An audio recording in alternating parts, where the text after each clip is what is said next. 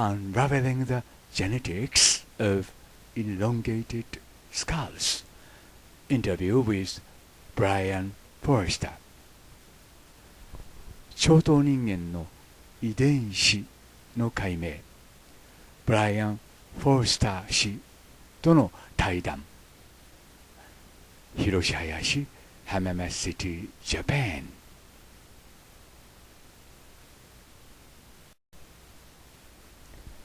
以下のインタビューはパラカスの長頭頭蓋骨に関してエンシャントオリジンのエイプリル・フォロウェイと研究者でもあり作家でもあるブライアン・フォレスター氏との間でなされたインタビューということになります。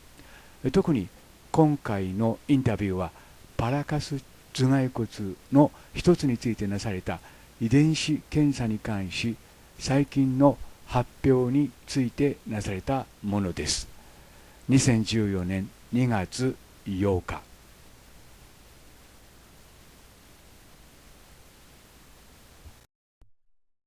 So, Brian, thank you very much for joining Ancient Origins for this interview about the elongated skulls in Paracas. Some of our viewers will have already seen an interview we had some time ago about various research around elongated skulls. But I'm really enthusiastic about this interview because it relates to a recent announcement you made about some genetic testing that has been done on one of the skulls found in Paracas. So to begin with, could you please just give a little bit of background about the Paracas skulls in particular and what makes them different from other elongated skulls that have been found? Well, what's kind of intriguing is if you look on the internet to any photo, website, and if you put in something like alien skull or human hybrid skull, quite often the Paracas skulls show up predominantly because they are so large in size. Some of them are very natural looking, and also there are so many of them that have been found, which is quite intriguing. So would you say that some of the features that these skulls have rule out the possibility of cranial deformation, processes like head flattening or head binding, which are known to have happened in other cases of elongated skulls? Well, that is the curious point, in that cranial deformation is known to have occurred in many different parts of the world, most prominently about 2,000 years ago, from the Middle East, even Melanesia, Central America. But because I've been intimately engaged with the elongated skulls of Paracas and the Paracas culture in general that died out 2,000 years ago, I've had the opportunity to look in person at numerous of the skulls, as well as hundreds which are in collections all around the world. Mm-hmm. And some of them, I would say, possibly between 5 and 10% of them do not show obvious signs of cradle boarding or other forms of cranial deformation, which generally tends to create flat surfaces, either in the forehead or the back of the head. Some of these literally look like they are natural in appearance. And so I've also heard that some of the other features include increased volume and increased weight compared to other skulls. Is that not something that could also happen as a result of head flattening, where, through the process of binding, the size actually increases, or is that absolutely not possible?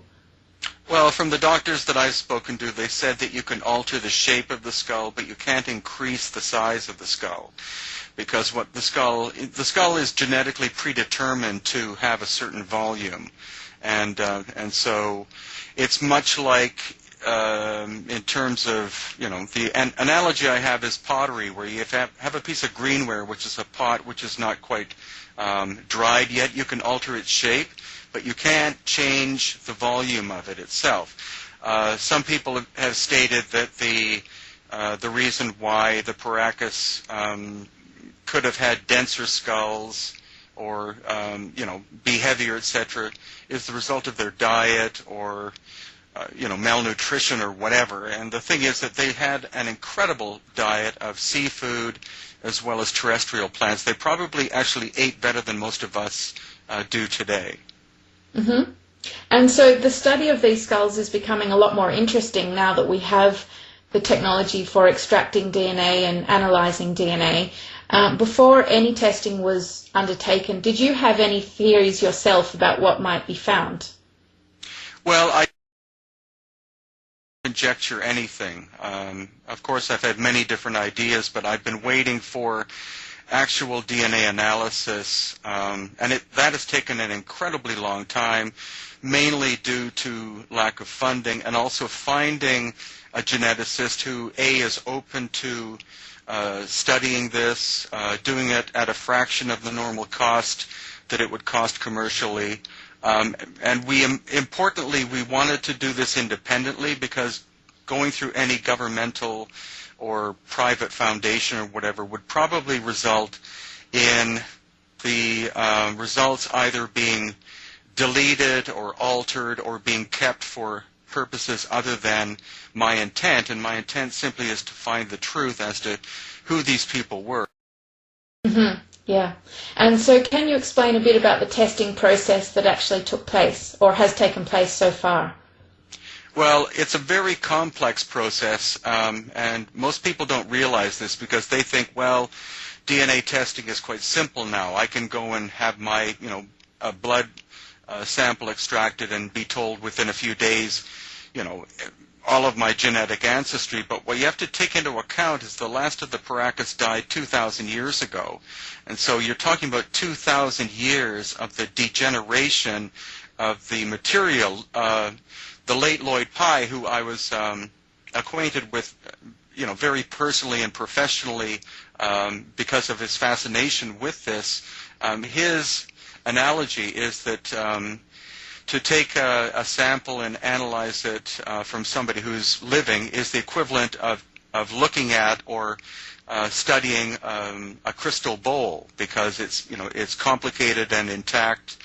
And then he said the equivalent of ancient DNA is throwing it on a concrete floor because it becomes shattered into tiny little segments. So it's only the most recent, sophisticated, extremely expensive DNA analyzing equipment that can take all of those tiny segments and put them back together. So it's been very, very difficult to find someone who would pursue that. We actually have two different geneticists at work, but it happened to be this one who's had samples for more than 2 years who has given me this initial result, which completely shocked him. And so the thing most people really want to know is what exactly was found in that initial result. Yeah, and basically what I can say is that he speculates that there are segments of the DNA of the Paracas which do not match anything in GenBank, which is the genetic database located in the United States that contains all known genetic DNA information. So he said there are segments which don't seem to be any haplotype of human that we know of. Also not related to Neanderthal or any other human-like being that has been studied so far. Quite incredible, really. But now you have emphasised that this is phase 1 or stage 1 of the testing. What then is the next stage after this one? Is it possible that this result is contaminated or it's not accurate and that further stages may reveal something different? It is possible. However, this person who lives in the United States and has a doctorate, he does a lot of contract work with the U.S. government. So clearly the government wouldn't choose someone who was flaky or a sensationalist. He's taken a lot of time. It's been more than 2 years for him to give us the initial result of one sample so far. But he does have samples from 3 different skulls from Paracas. And so what I'm hoping is that this, and the reason why I released it, this information, is to try to generate interest from the public so that we can do a fundraiser in order to be able to study the other 2 skulls as well as other samples from the 3 skulls themselves so that we can replicate the tests as many times as possible to see whether or not this is an anomaly or whether it's something which is truly mind-blowing, I guess is the term.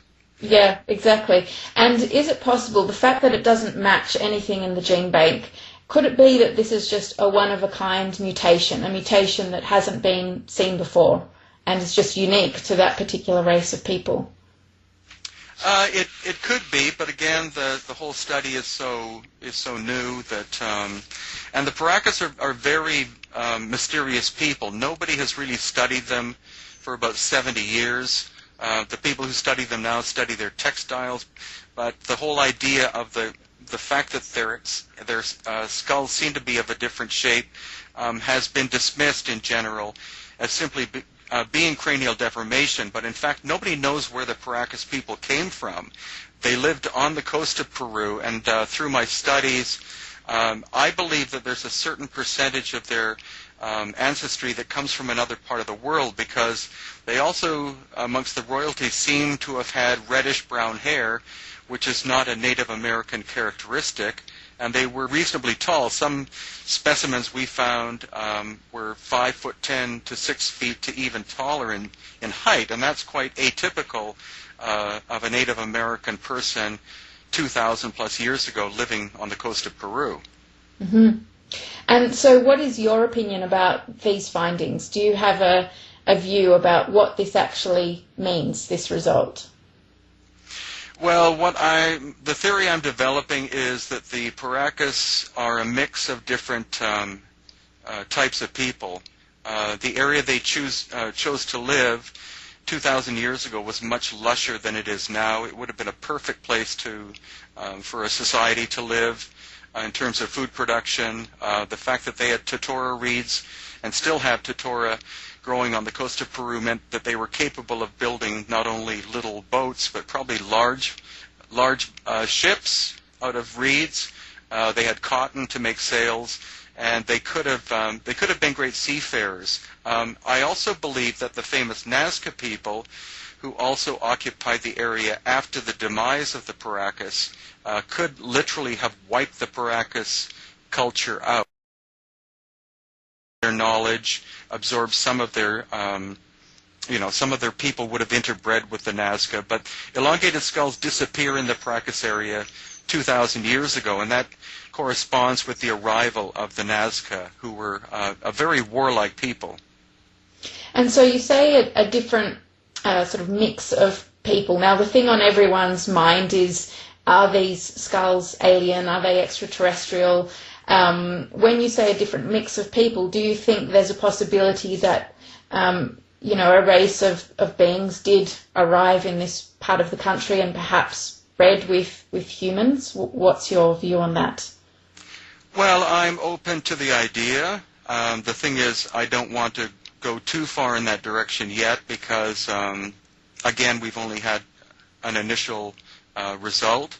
But due to the fact that the geneticist has found segments of DNA which don't correspond to anything, I think it's doubtful that they're a separate breed or type of humanity, because where would they have come from? Mm-hmm. And again, the strange thing is this predominant aspect of these elongated skulls amongst the royal family is very, very odd. So future sampling, future results will either reinforce or dismiss the result we have. But I think we're looking at something very intriguing, and I don't dismiss the idea of there having been off-planet either intervention or something. And Lloyd Pye was very strong with that idea. He simply said, these are not human beings. Mm-hmm. And speaking of Lloyd Pye, are you sort of carry forward the research he was doing, or do you know what is being done about the research that was being undertaken by Lloyd Pye? Yeah, several months before his death, he passed the Star Child skull and the information on to a group of people because he knew he was ill. He wasn't sure if he would recover, and so they're doing major fundraising. They've done a lot of genetic analysis, which people can see on Lloyd's website. The thing is, people really have to spend the time to read all of the information because you can't get a full picture of what the Star Child is or was, through 5 or 10 minutes of reading. There's been a lot of money and effort spent on Star Child, and the unfortunate thing is there's only one Star Child, whereas there are hundreds of Paracas skulls. I mean, it's it's amazing, and the access is quite astonishing too, because being related with the Paracas History Museum, I've assisted in building up the collection to 40 skulls so far, and we are very open to researchers from around the world coming, whether they're doctors or geneticists or whoever, because we honestly want to get down or get to the bottom of this, and any outside help is very greatly appreciated. Well, I guess the quantity really opens up the possibility to replicate these results and keep everyone happy by doing those extra studies, having different researchers using different skulls, because then whatever the result will be a lot more convincing after all that replication has been done. Yeah, that's exactly it. And any scientific test means that you have to be able to replicate it. And that's why, again, this is an initial, you could even call it teaser result that I sent out to the public. Also, a number of individuals assisted me in raising $7,000 testing, and I wanted them to know 2 years that we actually did have something, that the money wasn't absconded or or blown on anything. It 100% went into it. We also have another geneticist working on completely other samples as well. That's Dr. Melba Ketchum from Texas, who, of course, is embroiled heavily in Bigfoot studies, which is she's got a lot of flack from. But I still believe in her, and there may be another 1 or 2 genetic study organizations that may come on board with us. And so the more that do the analysis and the more cross-referencing we can do, the better for this whole project. Yeah, great. Now, there are a lot of people out there who are skeptical. They do sort of question or they want to see these results firsthand on paper. They want to know, the name of the geneticist, the name of the institution, and they do become suspicious when some of these details aren't yet available. How would you address those concerns? Well, I have actually spoken with the geneticist about it, and he has said that he will be willing to address the public about this, but not after one test, because it's too easy for skeptics or whoever to rip his information apart. And so as a scientist, he wants to make sure that he's done several replications, and then when he's comfortable, then he will come forward himself and discuss what it is that he believes we're looking at.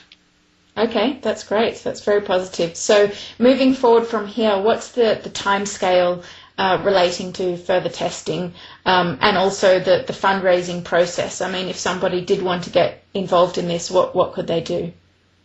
Well, at the moment, I've been in discussions with someone who wants to set up an Indiegogo campaign about this, and I've been discussing with him for about 5 months, but the timing hasn't been right because we've been preoccupied with other things.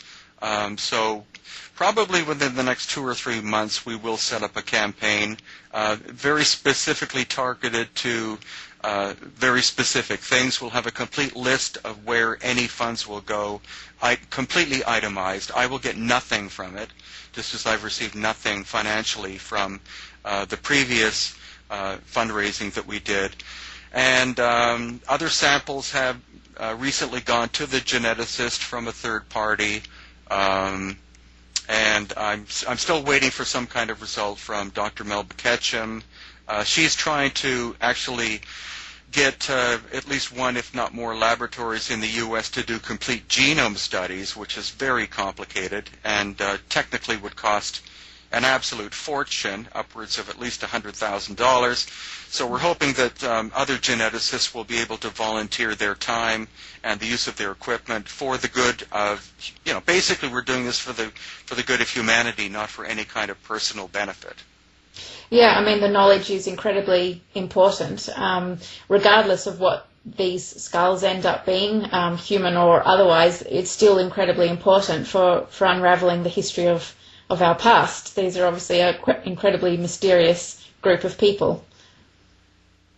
Well, definitely. And the thing is, since elongated skulls have also been found amongst the Olmec of Mexico, also in, not necessarily, people have said Russia. It's not really Russia. It's actually the area of Georgia and that area. There's quite a number of elongated skulls have been found there that date back about 2,000 years.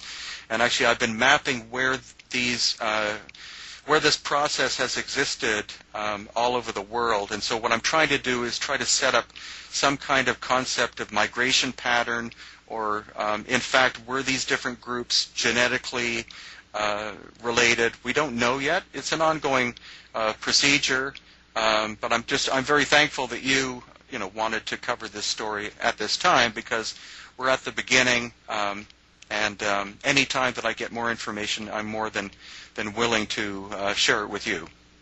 Well, thanks very much, Brian. We really appreciate you, informing us of everything going on, and we really look forward to the updates that you provide as things progress. Well, thank you, and your organization, Ancient Origins, is a phenomenal success. I'm very much a fan. Many other people are. You're growing very rapidly, and it's wonderful that such a group as yourselves are presenting this information to a global audience, because in the past it's always been little, small groups of people trying to do what you're attempting, and you're doing an incredibly good job at it. Oh, thank you very much. Really appreciate it. My pleasure.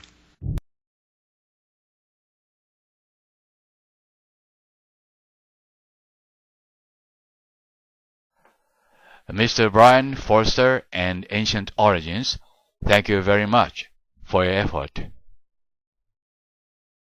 ということで、どのように判断なさるかは、私たちの問題ではないかと思います。ということで、これを確たる証拠と言わずして、何というかという問題なんですね。そういうことも含めまして、続くビデオをどうかご覧ください。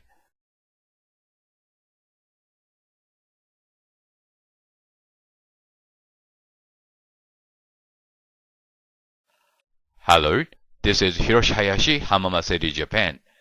This is an alien, and it's conclusive and physical evidence. Ladies and gentlemen, this is an alien. Here is the evidence. 皆さんこんにちは。今日はエイリアンがこの地球上にいるという決定的かつ物理的証拠をお見せいたします。これはですね、もう半年以上も前に私が調べたエクアドルの、他のことで調べてた写真の中に混ざっていました。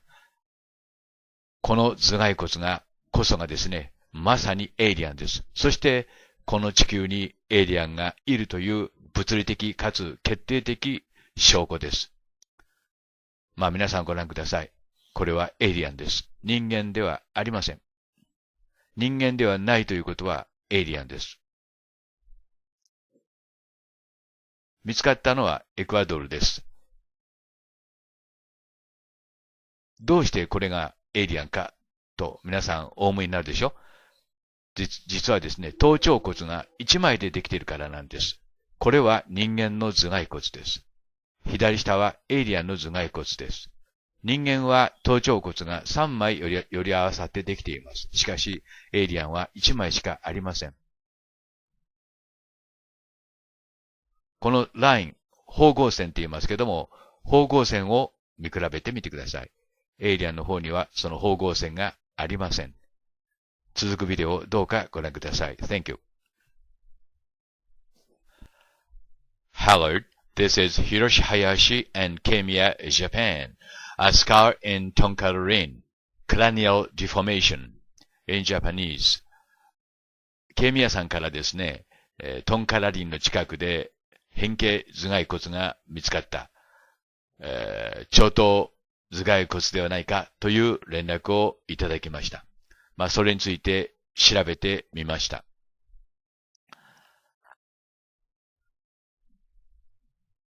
で、そのビデオも見てみました。で、長頭人間、コーンヘッドとも言いますけども、頭蓋骨は全世界で見つかっています。私が最初に知ったのはこのコーカサスですね。で、まとまって見つかっています。それから最近見つかったパラカス。というか、このパラカスの頭蓋骨は最近ではありませんけども、DNA 鑑定がなされました。それから、ナスカでも見つかりました。アタカマ、エジプトでももちろん見つかってますけども、ツタンカーメン家族は、このような長頭人間であったというふうに言われています。それから場所わかりませんけども、ロシアでも、それから全世界であちこちで見つかっています。で、日本でも、見つかったということになるわけですね。で、これがその変形頭蓋骨ですけども、これは果たして何なのかということなんです。この頭蓋骨の特徴はですね、顔の前面部が、ぺしゃんこになっていると言いますか、普通ではないということですね。で、ビデオの中では、板のようなものを当てて、そして変形させたんだというような説明がなされていました。じゃあ、コーンヘッドとヒューマンはどこが違うかということなんですね。ちょっとこの絵では見にくいんで、写真いろいろ探してみたんですけども、真上からの写真がないんですね。で、私これ自分の書いた本の中から撮りました。このように3枚に人間の頭っていうのは、頭蓋骨っていうのは真上から見ますと3つに分かれてるんですね。いわゆるその、頭頂骨が中央で2つに分かれているわけです。これが人間の頭蓋骨なんですけども、コーンヘッド、いわゆる長頭人間の頭蓋骨にはその、今言いました中央のラインがないんです。縫合線って言いますけども、それがないんですね。で、このあたりにその縦の縫合線があるはずなんですけども、ないんです。これが長頭人間の特徴なんですね。で、この、もう一つ、こんな頭蓋骨もあるんですけど、これをその、変形させると言っても限度がありますからね。で、この頭蓋骨も、人間の比べてみればわかりますよね。変形させる言ったって、ここまで変形して骨が発達するんだろうかって疑問もありますけども、これも、この長頭頭蓋骨も中央に縫合線がありませんね。皆さん自身でご確認ください。これがコーンヘッドの特徴なんです。DNA 鑑定するまでもなく、明らかに私たち人間とは違った、DNA を持った生物体である。もっと言えば知的生物体であるということになります。で、パラカスで見つかったコーンヘッドマン、すなわちイロンゲーティッドスカールについてはですね、すでに DNA 鑑定が終わっています。で、その報告が、発表されているんですけども、それはまさに驚くべき内容のものであったというふうに、この報告書は最初に書いています。で、これをずっと見ていきます。この続くビデオの中でもう一度説明すると思いますので、ここでは簡単に、見てください。パラカス頭蓋骨はですね、今までは板で挟んで変形させたというんですけども、それだけでは説明できないと。25% も大きく、90% も重いことが分かったと。そしてこの次なんですね。頭頂骨には2つではなく、1つのパリエタルプレートというんですか、頭頂板しかなく、先ほど説明しましたように、2つが寄り合わさってんじゃなくて、1枚しかないということですね。ですから真ん中の中央の、にあるべき縫合線がないわけです。これがパラカス頭蓋骨の特徴であり、また、人間でもない、霊長類でもない、ミトコンドリア DNA を持っていたと。酸素呼吸はしていたけども、人間ではないということですね。ここまではっきり分かっているわけです。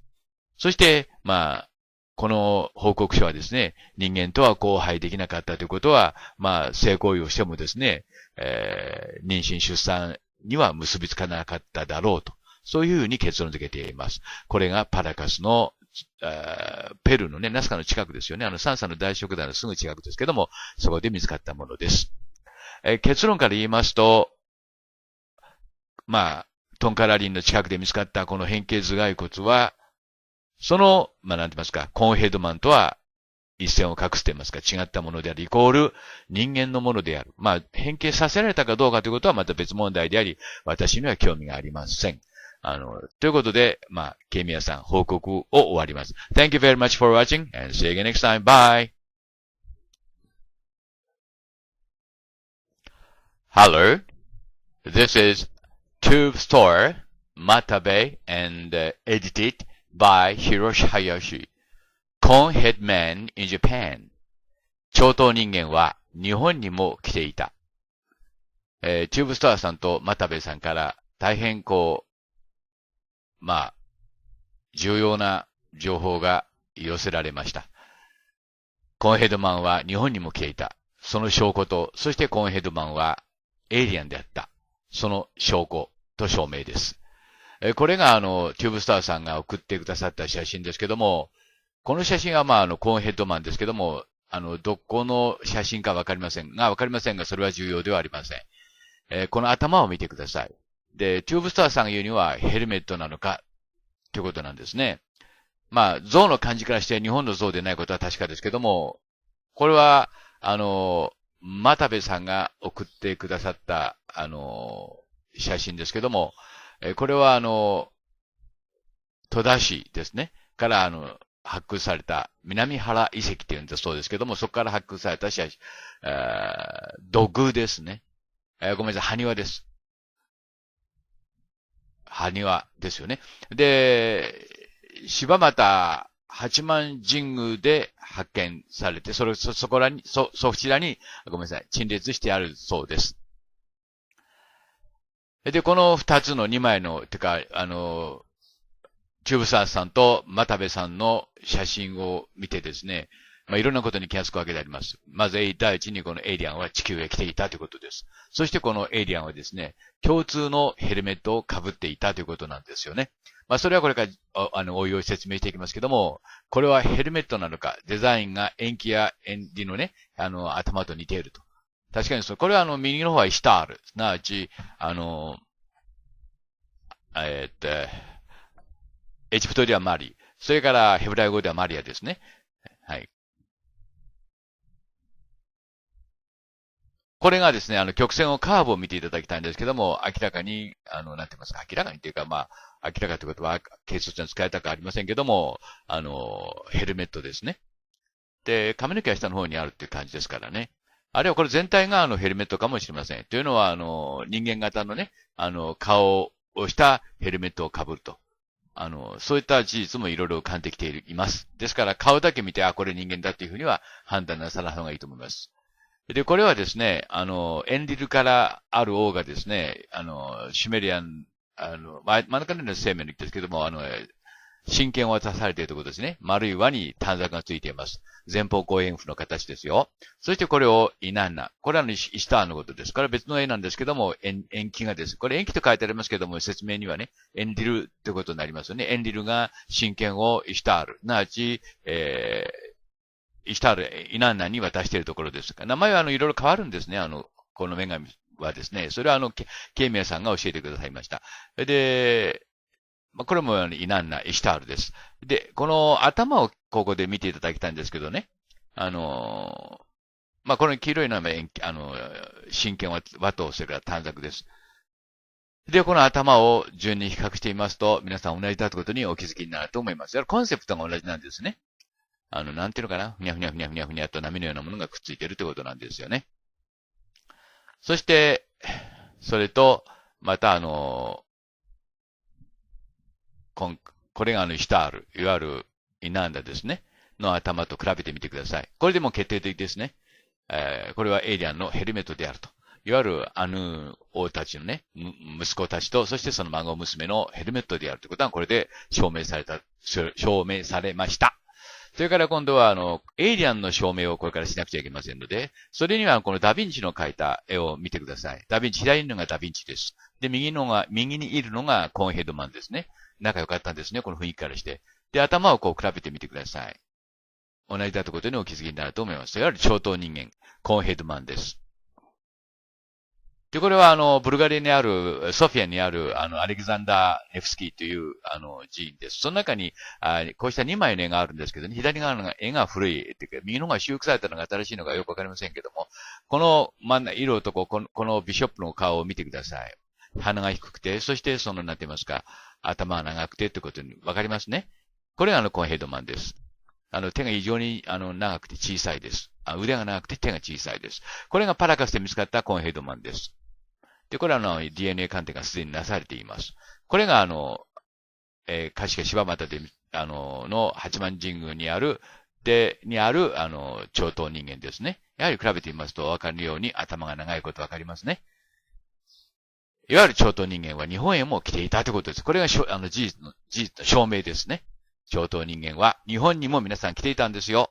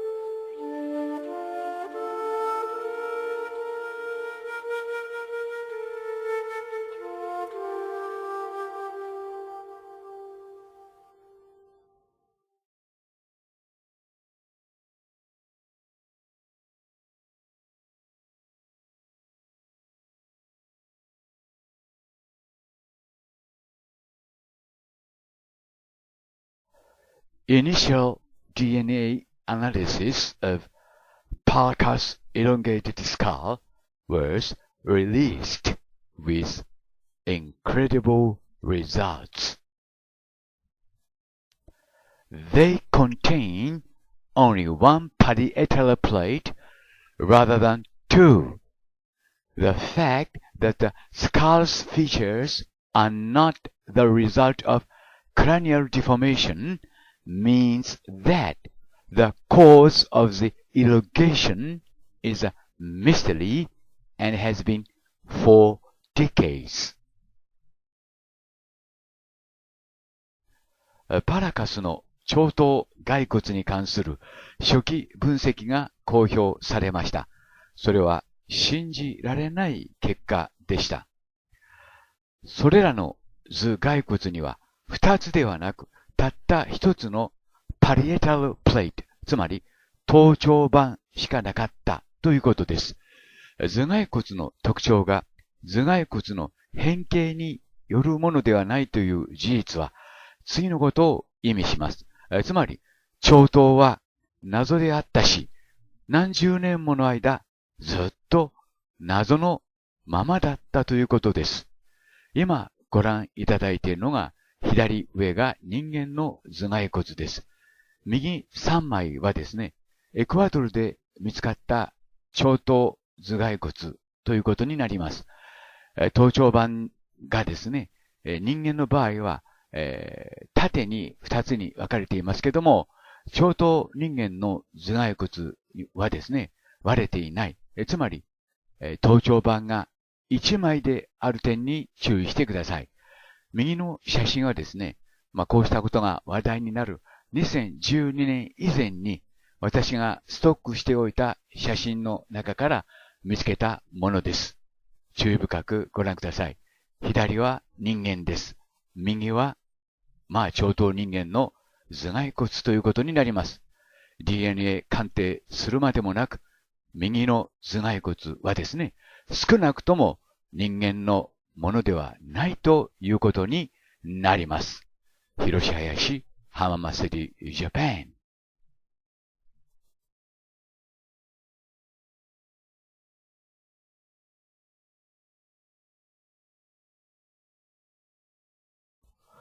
Why can't people accept the truth as it is, which is the biggest mystery to me?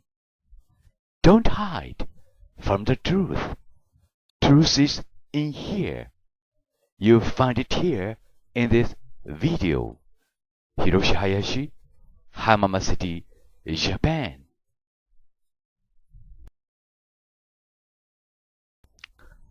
人間の頭蓋骨です。この矢印の方向線に注意してください。人間の頭頂板はこのように分かれています。が、コーンヘッドの頭にはそれがありません。これが皆さん事実です。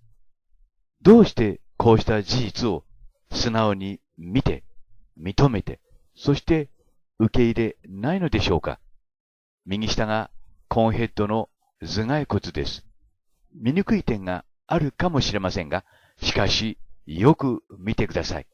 中央の縫合線がありません。つまり、コーンヘッドは少なくとも人間とは違った骨格を持っているということになります。イコールエイリアンということにはならないのかもしれません。つまり、地球同化型のエイリアンということになります。縫合線に注意してコーンヘッドの頭蓋骨を見てください。コーンヘッドの多くにはこうした中央の縫合線がありません。DNA 鑑定するまでもなく、事実が事実を示していると思います。遠い昔、コーンヘッドは火星からやってきました。そして、この地球に同化したと、私、林博は考えています。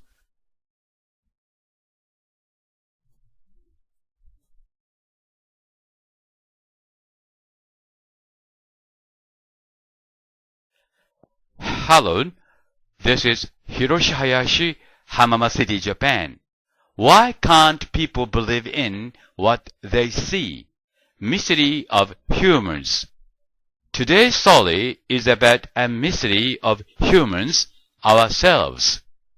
Why not we can believe in what we see? But in English-speaking countries, they say seeing is believing. But people very often don't believe in what they see. You know why? One thing I can say here is that they don't like to believe in what they see. But that is not all. When they believe in what they see, the whole ideas in old rooms of their brains would collapse, of which they are afraid very much. People want to stay in the labyrinth of mysteries rather than to make adventures into the unknown world. That is called conservatism. Then I would like to ask you which way you choose to go. One is a way to make an adventure with me Or, another way is a way to stay in the world as you do now.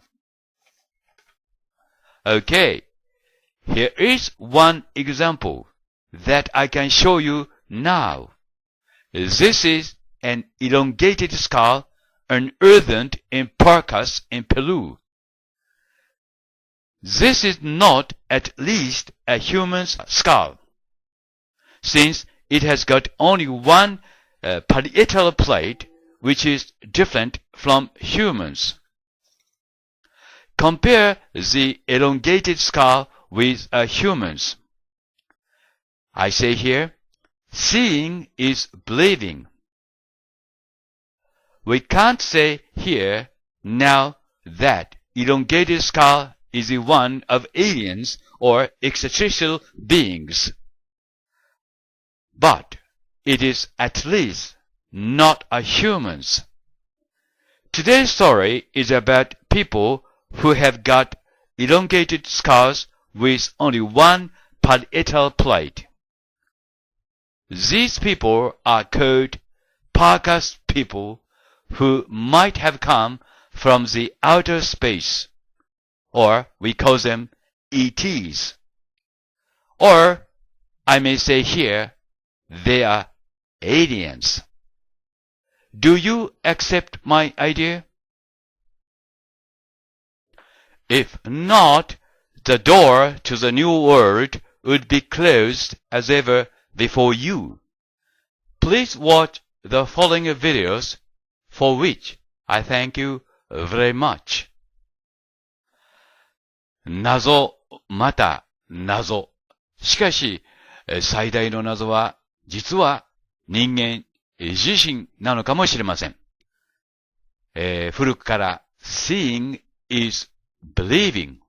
百聞は一見にしかずと言います。しかし、中にはそれを信じない人もいます。見ても信じないのですね。で、今ここにお見せしているのは、パラカスで見つかりました超頭人間の頭蓋骨です。